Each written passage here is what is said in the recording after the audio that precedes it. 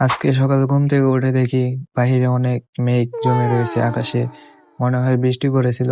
আজকে অনেক দেরি হয়ে গেছে, তাই চুলগুলো ঠিক না করেই বের হয়ে গেছি। আজ বউ নেই বলে এগুলো আমার নিজের করতে হয়।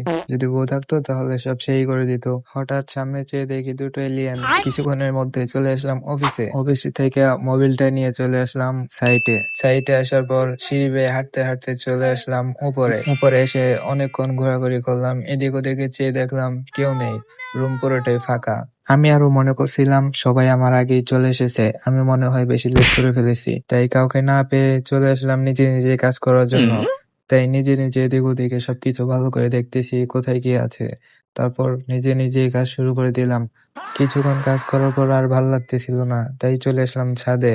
ছাদে এসে দেখি আবার মেঘলা আকাশ। আকাশটা আজকে অনেক সুন্দর লাগতেছে, কালো মেঘ আরো হালকা বাতাস।